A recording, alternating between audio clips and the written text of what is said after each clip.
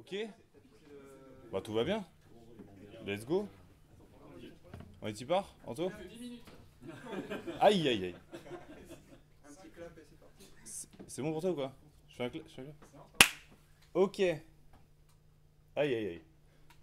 Bienvenue à tous pour mon premier jour chez MacDS.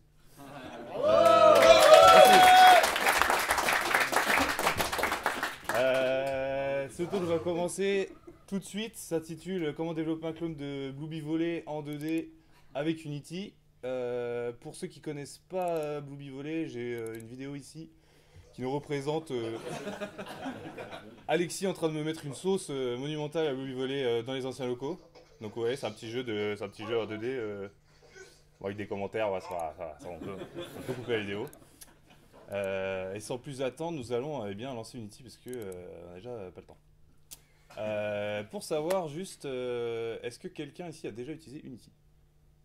1, 2, 3, 4, 5, 6, 7. Ok, très bien.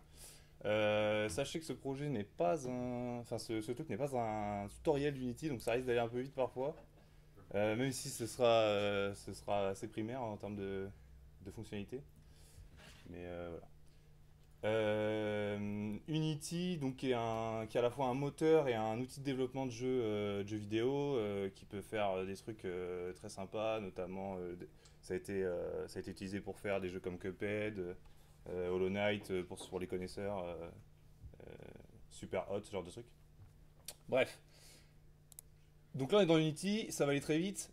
Très rapidement, ici on a notre hiérarchie. Pour l'instant on a quasiment rien. On a une caméra qui affiche rien en fait, parce qu'il n'y a rien à voir, qui a juste une position, un composant de caméra et un petit game manager que j'ai initialisé avec des variables parce que ça va nous servir plus tard.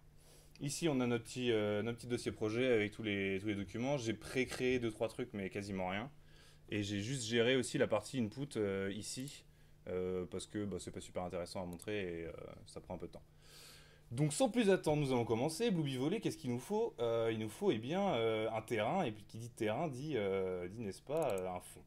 Et pour ce faire, nous allons importer un superbe asset de qualité. Alors là, je suis pas du tout serein parce que je sais pas où sont mes trucs. Si, c'est bon. Ok, let's go. On va apporter le Mordor, hein, parce que le Mordor, c'est quand même la base pour aller faire un petit volley au calme. Donc là, ouais, je vois trop bien ce qui se passe en plus, c'est au top. Alors, donc le Mordor à position 0-0, c'est très bien, il se passe rien. Pour l'instant, c'est juste notre background. Et bien dans le Mordor, pour jouer au volley, nous allons rajouter le jeune Frodon. Le jeune Frodon ici présent qui n'a pas l'air de vivre sa meilleure vie, n'est-ce pas? Mais qui est là, voilà, let's go, c'est parti, un petit volley. Grave chaud. Frodon, pour l'instant, dans le monde de Blueberry Volley 2.0, là, c'est juste une image. Il n'a pas de corps physique, il n'est pas affecté par rien. Le Mordor, c'est de l'eau pour lui. Donc ce qu'on va faire, dans un premier temps, c'est lui donner une représentation physique au sein du monde du jeu, en lui rajoutant un petit rigid body. Rigid body, ça va lui donner une masse, ça va lui donner une échelle de gravité, ce genre de choses, ce qui va permettre à Frodon d'exister physiquement dans le monde du jeu et de partir dans le néant total. Salut! C'était pas là ce qu'il fallait aller. Donc là, qu'est-ce qui se passe? Frodon n'a pas connaissance du sol, puisqu'en fait, il n'y a pas de sol en fait. Donc déjà, pour commencer, on va rajouter un petit sol à notre background, ici présent, que nous allons créer ici en fait. Qu'on va appeler ground, let's go. Hop! Et ce sol, bon pour l'instant, c'est un GameObject-empty qui n'a rien à part une position, et on va lui rajouter un petit composant de type Edge Collider. Edge Collider, comme son nom l'indique, c'est un composant qui va nous permettre de faire collisionner les éléments du jeu, et en l'occurrence faire collisionner les joueurs du volley avec le sol en fait, avec lui-même. Donc là je fais un sol à l'arrache, mais vraiment c'est dégueulasse. Et qu'est-ce qui manque? Il manque un collider sur Frodon, parce que Frodon il est content mais il n'en a pas ce collider, donc le sol il s'en cogne un peu. Donc on va lui rajouter aussi un collider, on va lui mettre un truc en forme de capsule parce que ça fait plaisir. Et surtout parce que, voilà, c'est un peu, voilà, Frodon, il a un peu une tête de capsule, on parle pas. Voilà, on lui fait un truc vite fait à l'arrache, voilà, pas de tête. Ok, et là, si je fais play, Frodon collisionne entièrement avec le sol, c'est incroyable. Merci, merci. Ok. Donc là, Frodon collisionne avec le sol, mais Frodon ne fait pas grand-chose, parce qu'on ne peut pas contrôler Frodon. C'est ce que nous allons faire tout de suite. Donc pour cela, je vais simplement aller tricher vite fait et récupérer un script que j'ai déjà fait, mais vous inquiétez pas, il est vide, qui s'appelle Blob Controller. Donc ce script-là, c'est un script C#, Unity utilise du C# pour piloter finalement mon jeu depuis du code. Donc là, ça ouvre des choses, oui, mais qu'est-ce qu'il dit lui? Laisse-moi tranquille. Donc ici, qu'est-ce qu'on voit? On voit la classe Blob Controller. Donc pour l'instant, bon, je l'ai initialisé très rapidement avec un mouvement, mais il n'y a rien de spécial, is jump button down, etc. Donc là, ce qu'on peut voir, c'est des méthodes générées par Unity. Awake, c'est lorsque la première fois que l'objet est instancié dans Unity. Fixed update, c'est une fonction qui va être appelée à chaque frame, pas à chaque frame, qui va être appelée avec un intervalle donné pour mettre à jour en fait l'élément. Donc en l'occurrence là, on va mettre à jour sa vitesse. Et la gestion des inputs. Donc pareil, je vais aller un peu vite, mais en gros, on va récupérer des informations d'input dans ces paramètres et on va pouvoir faire quelque chose. Donc ici, qu'est-ce qu'on veut faire? En l'occurrence, on veut pouvoir, à partir de la valeur qu'on récupère ici dans onMove, qui est en fait un vecteur 2, donc un vecteur en XY, récupérer la touche qu'on appuie. Donc ce qu'on va faire, c'est qu'on va faire un get vector 2. Hop. Et on va la foutre dans le mouvement qui se trouve ici. Donc là, on va systématiquement, lorsqu'on appuie sur une touche, bon là c'est ZQSD en l'occurrence, mais j'ai bindé aussi sur la manette, qui est je sais pas où. On va pouvoir mettre à jour cette variable. Également, si on veut mettre à jour le isJumpButtonDown, il suffit de récupérer value.isRest, juste pour savoir si on appuie ou pas sur le bouton. Très bien. Donc là, ça c'est super, mais pour l'instant, il va quand même rien se passer parce qu'on met juste à jour ces variables qui sont ici. Donc ce qu'on va faire, c'est mettre à jour cette variable, cette fonction pardon, updateVelocity, qui va être appelée en fait systématiquement pendant tout le jeu, pour mettre à jour eh bien, la vélocité de Frodon. Dans un premier temps, ce qu'on veut faire, c'est récupérer le composant qu'on a attribué à Frodon tout à l'heure, qui était son body en fait. Donc on va le stocker là parce que c'est plus simple. On va dire son body. Tac, à l'instanciation de Frodon, je fais un get component de rigid body 2D. Hop. Et voilà. Donc là, j'ai récupéré mon body. Et nous, qu'est-ce qu'on veut faire? On veut modifier finalement la vitesse de Frodon. On va initialiser deux petites variables des familles pour que ce soit un peu plus clair. Donc on a une vélocité en Y et une vélocité en X, parce qu'on est dans un repère orthonormé. Les angles de l'air, tout ça on connaît. Sachant que là, attends, je vais pas faire ça, parce que là ça va être le zoo sinon. Velocity Y, ok très bien. Donc qu'est-ce qu'on veut faire? Eh bien c'est très simple, on veut faire X vel est égal à le mouvement, bon en X, parce qu'on n'utilise pas le mouvement Y, le blob il bouge droite à gauche, multiplié par une variable qu'on n'a pas initialisée ici, qu'on va appeler move speed. Pardon, qui est en float. Ok, let's go. Donc là on a un move speed multiplié par move speed, et on n'oublie pas de mettre à jour notre velocity, donc on fait body.velocity, où notre nouvelle velocity finalement est égale à, donc là on va lui passer un nouveau vecteur 2, qui sera les composantes de notre vélocité en X et notre vélocité en Y. Ok. Jusque là, c'est très simple. Si on teste vite fait, avec un peu de chance, ça va bien se passer. Donc là on a Frodon, et si je bouge droite-gauche, eh ben il se passe rien, parce que bah, j'ai pas de chance. Aïe aïe aïe aïe aïe. Le move speed, tu l'as pas initialisé? C'est le... Ah bien vu, putain, Antoine le monstre. Antoine le monstre. Move speed, on va mettre 10, parce que que ça paraît être une valeur correcte. Allô? Allô, Frodon? Maintenant, ce serait maintenant. Ok, qu'est-ce que j'ai fait? X, 0. Y, machin. X égale mouvement en X. Ok, bah, let's go, hein, c'est ça qu'on veut. On va quand même débug vite fait. Le déplacement. Ça commence. C'est la vraie vie, c'est la vraie vie. C'est la vie qu'on a choisi de mener. Ok, let's go. Bah maintenant, Frodon, c'est maintenant. Hein. C'est pour toi. Hein. Ah, mais c'est simple. J'ai oublié un truc. Let's go.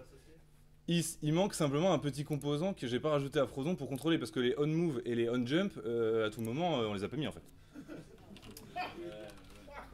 Donc là, on va aller rajouter ce petit composant de type player input qui prend une action, donc que j'ai déjà fait, hein, c'est le truc que je vous ai montré tout à l'heure avec en 2-2.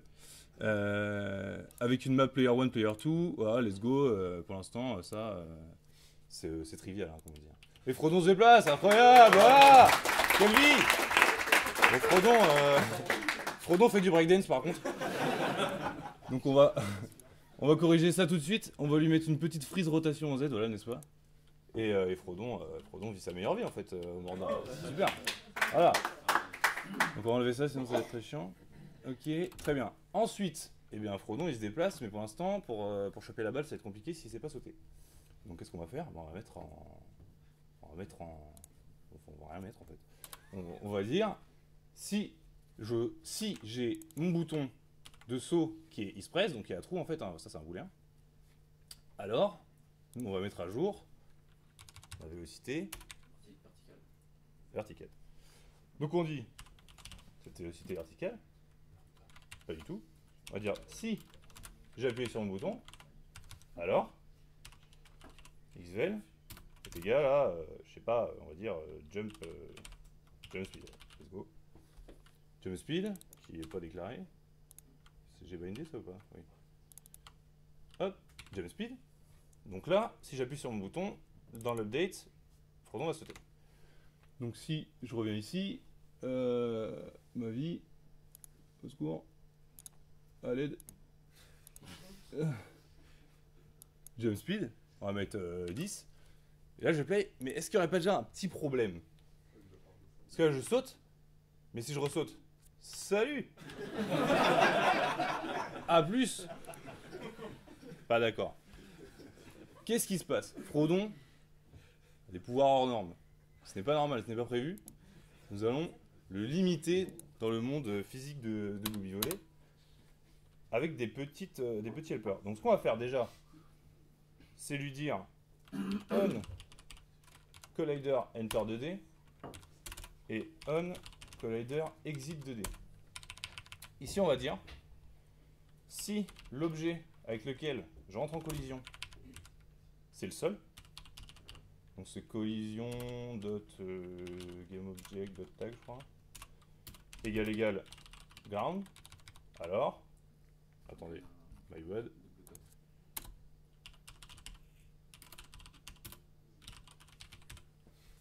Ok, let's go. Grounded. Où ça, pardon? Allez, c'est bien vu. C'est pas ça. Ok, très bien. Grounded, en anglais. Au sol. Grounded. Et est égal à trou, n'est-ce pas? Donc si on entre en collision avec le sol, ça veut dire qu'on est par terre. Attention. A l'inverse, si on exit le sol, alors, c'est pas grounded. On prend ce petit booléen, on dit si j'ai appuyé et que je suis grounded, alors j'ai le droit de sauter. Sinon c'est la triche. Donc là, si je teste, ça va pas marcher. Pourquoi ça va pas marcher? Parce que j'ai pas mis de tag sur mon ground. Mon ground il a un tag, en fait le tag c'est pas le nom de GameObject, c'est pas très bonne pratique de faire ça. Bon là c'est pas comme si, ah bah j'ai déjà un tag ground, ok let's go. Je vais juste taguer mon ground comme étant un ground. Et bah là c'est juste gagné en fait. Donc, maintenant qu'on a ça, Frodon saute, se déplace, vit sa meilleure vie. Mais dans un second temps, il tombe en fait parce qu'il n'y a pas de mur. Ah ça, il faut penser. Donc, qu'est-ce qu'on fait? Eh ben, on met des murs. Donc, on va les rajouter là vite fait. Hop. Parce que la balle aussi, elle va se barrer et tout, ça va être le bordel. Donc, on va appeler ça Walls. Walls, qui sera bah, pareil en fait, hein, on va lui rajouter un petit Edge Collider 2D et des familles. Hop. On va faire un truc un peu dégueu, voilà, ça va là, ça va là. Voilà, c'est super. Hop. Ouais, c'est un terrain, bah, c'est le Mordor, hein, faut pas se formaliser. Hein. Donc là, on a une boîte dans laquelle Frodon ne peut pas aller. On va par contre avoir un petit souci, c'est que Frodon devient Spider-Man en fait. Donc là, c'est juste pas gérable. Pourquoi? Qu'est-ce qui se passe? On met à jour à chaque frame notre vélocité en X, et Unity considère que, eh ben, avec la friction qu'il y a sur le mur, Frodon en fait est complètement agrippé. Pour résoudre ce souci, qu'est-ce qu'il veut lui? Mais ils sont tranquilles. Eh bien, on va rajouter ce qu'on appelle un physique matériel 2D, si je le trouve. Ok.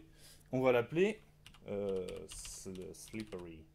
Slippery avec 2 R parce que YOLO.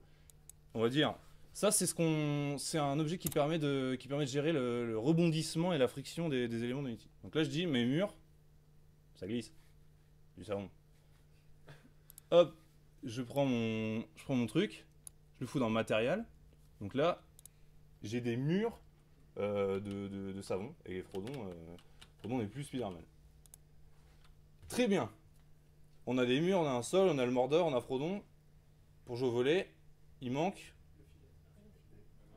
Mais il manque une balle. Et la balle, qu'est-ce que ça pourrait être d'autre que l'anneau, bien sûr. Bon, j'ai mis un petit fond parce que sinon vous voyez pas. Hop, donc ça c'est la balle. La balle, c'est comme Frodon. Là, c'est une image. Donc il lui faut un rigid body. On va réduire un peu sa masse parce que c'est une balle quand même. Ça, on va tricher un peu, on va augmenter sa gravity scale, voilà, laissez-vous faire.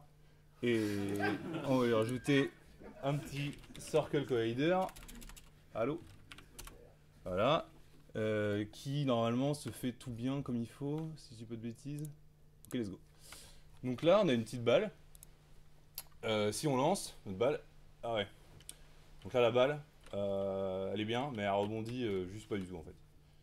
Elle rebondit pas, donc qu'est-ce qu'on va faire? On va faire exactement pareil que pour les murs. On va créer un nouveau petit physique matériel physique 2D. Hop, matériel. On va lui rajouter de la bounciness. On va lui mettre 0,7, une valeur sûre. On va la rename. Ça sera Bouncy Bounce. Bouncy Bounce, c'est pour toi. On va lui donner ce petit matériel. Allez hop. What have I done? Hop, merci. Et là, la balle mais rebondit, mais comme jamais, quoi. Donc là, bon, Frodon, il lui arrive des trucs bizarres, mais vous inquiétez pas. Donc là, on a une balle, on a Frodon qui fait des trucs, et c'est pas mal. Pour accélérer, je vais tricher un peu. Là, Frodon, je vous ai juste montré le principe de comment capturer les inputs et les mettre à jour dans Frodon. Je vais lui rajouter juste mon script, c'est celui qu'on a fait, mais en mode triche. Avec 2-3 trucs en plus, juste pour que le gameplay soit plus intéressant. Donc là, on va lui mettre ça ici, et ça je le vire. Ça dégage. Vous avez rien vu, c'est très bien passé. Donc là, on va remettre à jour les vélocités, on avait mis 10. Là, c'est... En fait, j'ai juste rajouté un petit modification de gravité lorsqu'on saute et un petit modification lorsqu'on tombe, de manière à ce que le gameplay soit plus fluide et soit plus intéressant. Donc là, Frodon est beaucoup plus responsive. Et surtout, je peux... Ouais, bon, là, il a sauté, je sais pas comment il a fait, mais... En gros, plus j'appuie, et plus il saute haut. Bon, là, il y a peut-être... voilà, je me suis peut-être un peu craqué. Bon, on va mettre 1, tranquille. C'est juste histoire d'avoir un gameplay plus intéressant. Ok, let's go. Donc là, on a une balle, on a Frodon, mais on n'a pas de filet. Donc on va rajouter tout de suite un filet. Donc on va aller dans nos sprites, tac, let's go. Import. Et c'est Narzil qui a été reforgé. Hop, on va la mettre à 0, moins 2.4. Bon, quel hasard, mais quel hasard. Mais le monstre. Ça me vient comme ça, c'est fou. Même combat. Cette épée de Narzil, elle a aucun moyen d'interagir avec le monde, donc on va lui rajouter un petit box collider, donc un truc un peu rectangulaire, tranquille. Donc là, bon là, il s'est un peu craqué, donc on va l'éditer un tout petit peu. Voilà, le manche, ça compte. Enfin, comment on appelle ça? La garde, ça compte pas. Hop, let's go. Donc là, on a un filet.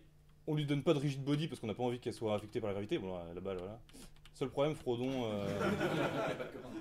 fait ce qu'il veut en fait. On va tout de suite empêcher ça et on va rajouter juste un petit. Non, c'est pas ça. On va rajouter un petit enfant à ce filet qui va s'appeler super filet, qui sera en charge de bloquer Frodon, mais pas la balle. Donc qu'est-ce qu'on va faire? On va lui rajouter, pareil, un petit box 2D qu'on va éditer tout de suite. Hop. Donc là, on va faire. Ouais, ça, de toute façon, Frodon n'arrivera pas là-haut normalement, mais tranquille. Tac. Tac. Tac. Quel est le problème avec ce super filet? Faut pas que la balle elle passe derrière. Absolument. Là, la balle ne passe plus. Donc on a été trop loin. Donc on va rajouter un petit script. Donc là, je crée en fait un nouveau script. Depuis le début, je triche et je prends des trucs que j'ai déjà fait. Et on va l'appeler SuperNet Handler. Voilà, let's go. SuperNet Handler, qui sera en charge en fait de dire à notre GameObject d'éviter, enfin d'ignorer les collisions avec la balle. Ouais, c'est un truc comme ça, inner collision, let's go. Qu'est-ce qu'il dit? Non, c'est ça, hein. Il veut quoi? Il veut des paramètres. Collider quand elle est. Et oui, évidemment. Donc là, on va aller un peu vite. On va lui passer là la balle. Hop, GameObject. Qu'est-ce que j'ai écrit? Hop, la balle. Et moi, j'ai mon propre j'ai mon propre collider. Du coup, ça va être. Ah, en plus, je suis con, c'est pas une fonction en fait. C'est comme ça. Hop. Hop. Donc, on va dire ma balle ignore les collisions. Donc, getComponent circle collider avec le collider de mon super filet qui sera moi-même getComponent box collider. Hop. Et là, laisse-moi tranquille. Parfait. Je vois en jeu. Ok. Et normalement, si la magie opère, bien Frodon n'a plus tous ses droits divins de passer derrière le filet. Bon, est-ce qu'on peut tester? Salut mon pote. Frodon ne passe plus. Ah oui, bon là, c'est encore Spider-Man au milieu, mais... Oh là, ok. Ciao. C'est normal, c'est le Mordor. On va juste lui rajouter vite fait le petit slippery. Hop, let's go. Donc là, je sais pas si vous avez vu, mais la balle a rebondi. Bon, ça c'est pas très bien vu, mais en gros, dans l'idée, voilà. Là, on a vu. Let's go. Eh ben, du coup, merde, c'est pas du tout ce qu'on voulait. C'était pour vous montrer. La balle est pas assignée. Donc là, je fournis la balle en fait que je récupère dans mon script, qui est mon GameObjet balle, et Frodon passe à travers en plus. Qui est que Frodon maintenant glisse sur ce mur et la balle. Mais tu peux revenir Allez Le gameplay, un gameplay ici vraiment. Ok, ça marche. Voilà.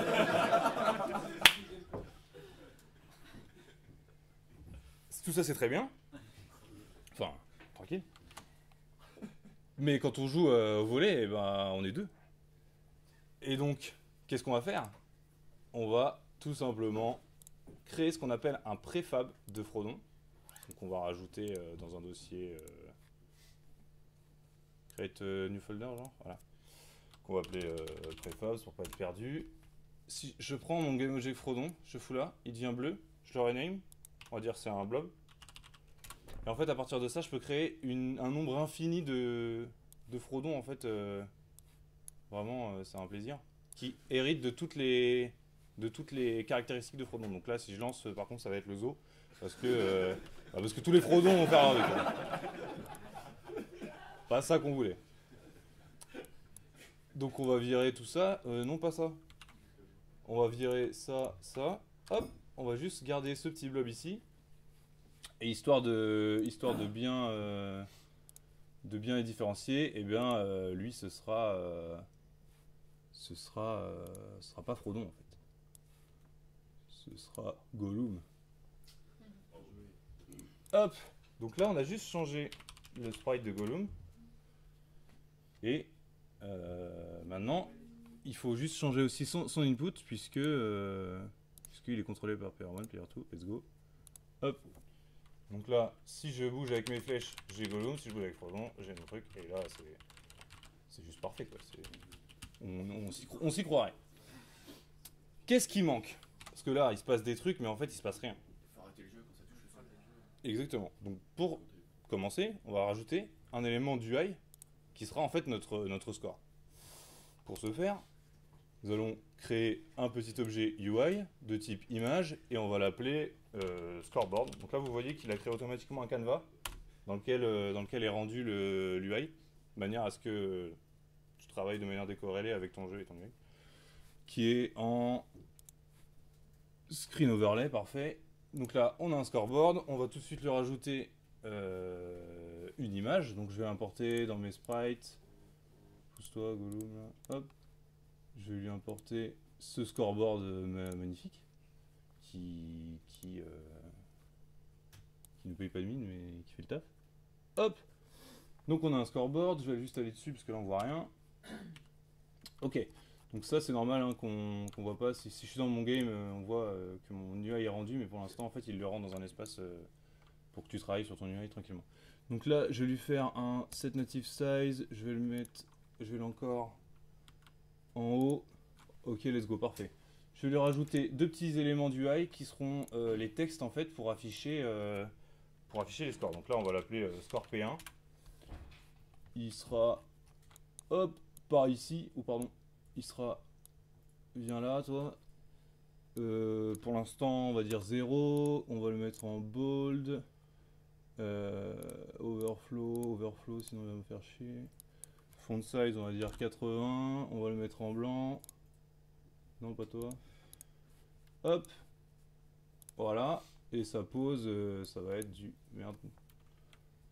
Ça va être du moins 50. Non, c'est pas ça. 0.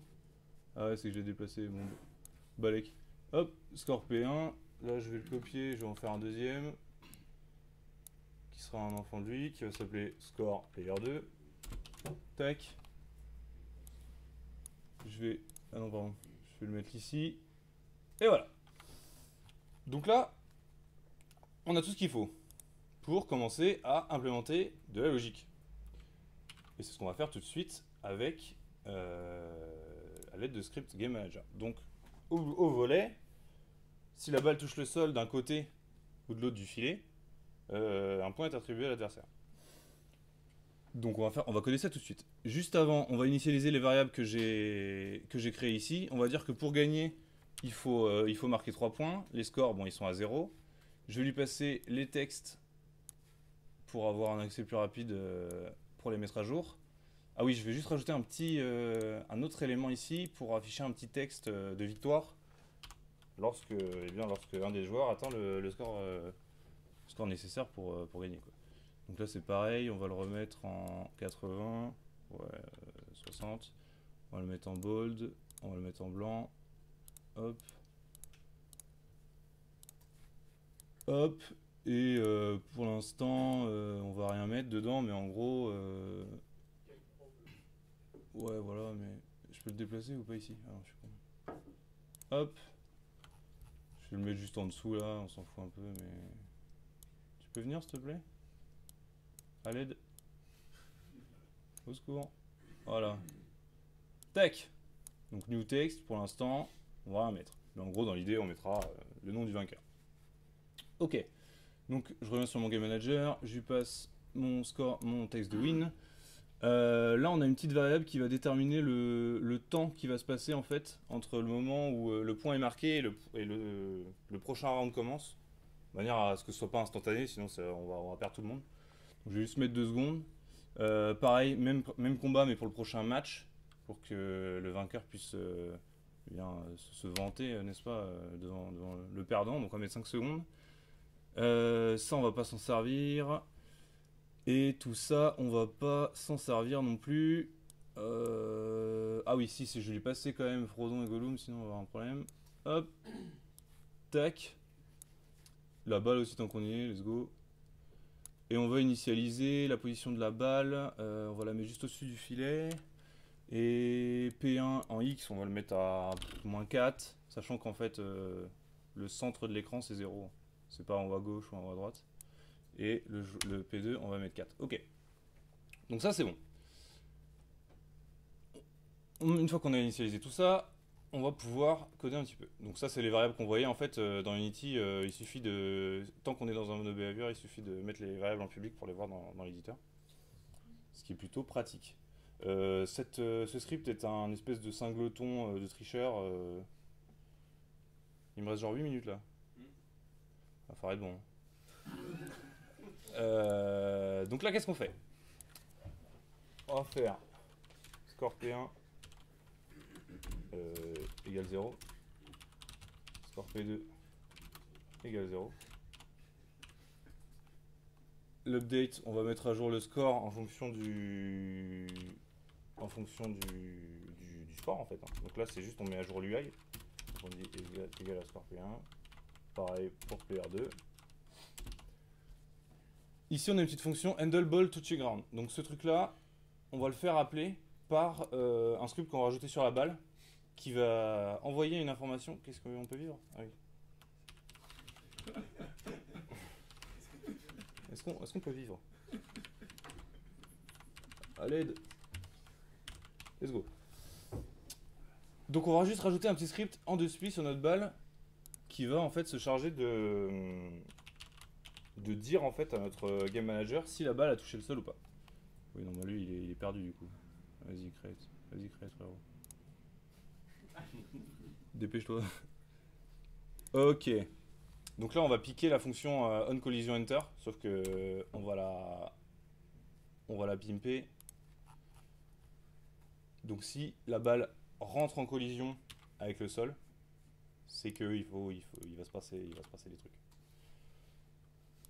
Si la balle touche le sol, la balle a une position qui est stockée dans un composant transform. Ça, c'est la position de la balle en X.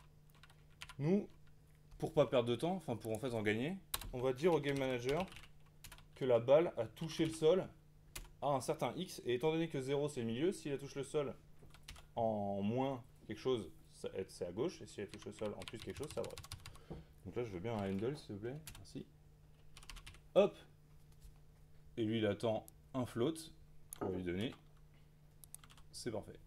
Donc là, la balle, dès qu'elle touche le sol, elle appelle ma fonction dans mon game manager handle ball touch ground. Et ici, on implémente notre logique. Donc, si la balle touche le sol à un index négatif, 2 sur x, donc si x est inférieur à 0, alors le score du joueur 2, ensuite, le score du joueur à droite, s'incrémente. Sinon, pardon, le score du joueur 1 s'incrémente. Là, on vient de... Comment dire? On vient de mettre à jour le score des joueurs, mais il faut penser à vérifier que les scores ne dépassent pas eh bien, la limite de points qu'il faut pour gagner la game. Sinon, on relance pas un round, là c'est gagné. Donc ce qu'on fait, c'est qu'on fait si le score d'un des deux joueurs est supérieur à points to win, je crois que je l'ai appelé le truc, voilà, c'est ça, supérieur à points to win, ou que score P2, allez, score P2 est supérieur à points to win, alors il y a victoire. D'accord? Sinon, il faut continuer. En fait, pour savoir qui a gagné, c'est pas compliqué. On va faire si score P1 est supérieur à score P2, et bah c'est P1 qui a gagné. Et inversement. Donc là, on va mettre à jour notre texte de victoire. On va dire P1 wins. Sinon, bah, c'est l'autre joueur qui a gagné. Hein. Hop. Win text. Text égal à P2 wins. Ok. Tout ça c'est bien. Mais pour l'instant, on n'a pas réinitialisé quoi que ce soit. Donc en fait, on ne sait pas faire pour l'instant relancer une partie une fois que la balle a touché le sol dans un des deux côtés. Ce qu'on va faire tout de suite. Donc ici, on est dans une situation où la balle a touché le sol et donc il faut réinitialiser le score et bloquer toutes les interactions parce que si la balle roule sur le sol, en fait, vous allez faire 1, 2, 3, 4, 5, 6, 7, 8, 9, 10. Ça va pas du tout. Donc on va rajouter une petite variable ici, enfin on va la relisser, waiting for next round, qui est à true. Donc ici, on va rajouter une petite condition. Si on n'est pas en train d'attendre pour le prochain round, alors on peut gérer la collision. Enfin, on peut incrémenter le score, on peut checker le score, etc. Hop. Pardon, c'est si on n'est pas en train d'attendre le prochain round, alors on est en train de. Bon, je vais mettre ici. On est en train d'attendre le prochain round, c'est vrai. On check les scores, etc.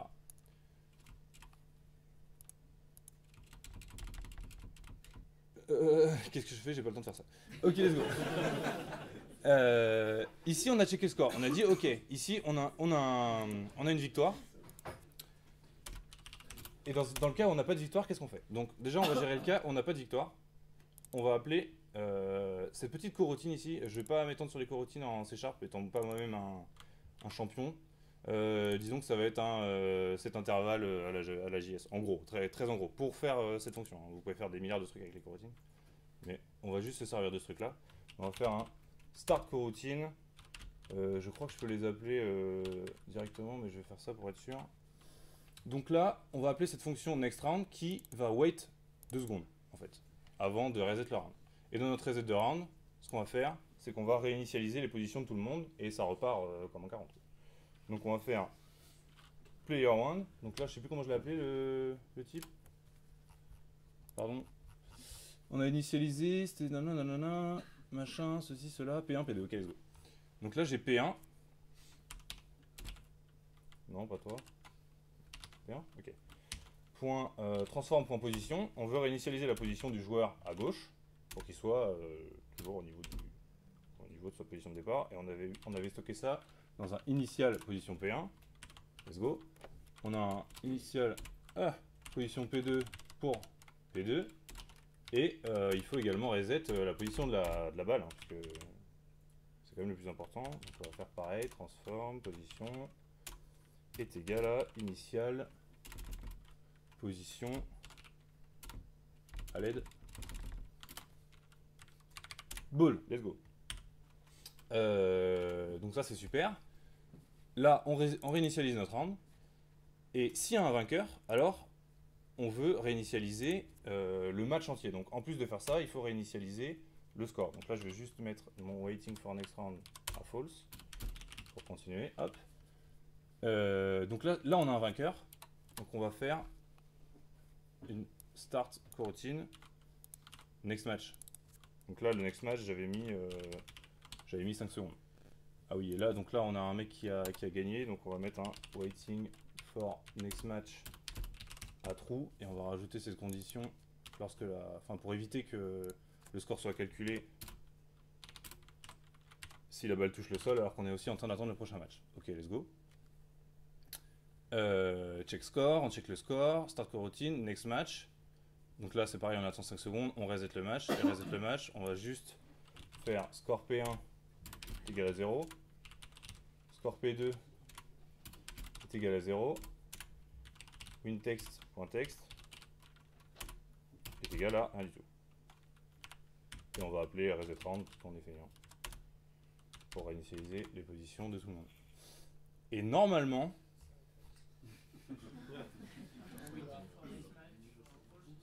absolument. Si tout se passe bien. Merci beaucoup. Si tout se passe bien, et bah c'est gagné. Il me reste 8 secondes donc... on va avoir un problème. Donc là je pose la balle. Gollum, pas ouf ce joueur. Aïe aïe aïe, ça marche pas. Et bah c'est pas de chance. Allez, salut hein.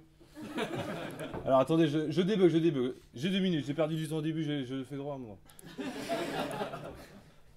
Donc là, handlebot change, si on n'est pas en train de ceci, cela. Ok, donc ces trucs-là, il faut peut-être que je les initie à trou. Non, je pense pas en vrai. Si on n'est pas en train d'attendre, si x inférieur à 0, Scorpion 1, Scorpion 2. Là, j'ai enregistré dans mon date, text score, nanana. Bah si, ça devrait être bon en fait. Ton texte, il est pas en dur là? Lequel texte? Les scores? Non, c'est bon en vrai. Mais dans l'interface. Dans l'objet, l'objet, est-ce que c'est bien lié juste là. Ouais, je lui ai donné tout à l'heure. J'ai nourri les variables ici. Qu'est-ce que j'ai mal fait? Je sais pas moi en fait. Waiting, let's go, machin, si on a un, Scorpion 1, Scorpion 2, waiting for next round, check score. Si mon score est super bien, c'est bien.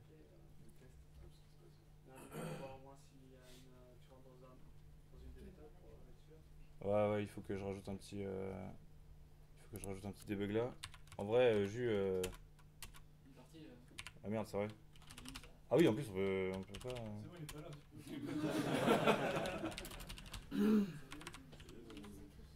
Let's go. Non, tranquille. Tranquille. Si ça marche pas. Ah, c'est ça le problème. C'est que si je suis pas appelé en fait. Il y a un problème.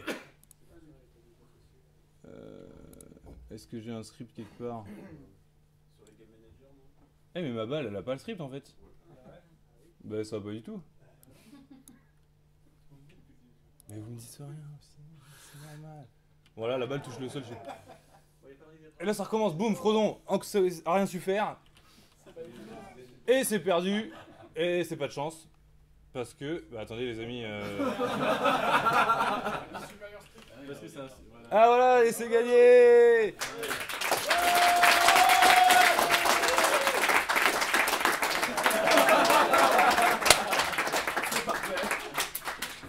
Merci à tous d'avoir suivi ce talk. J'avais prévu...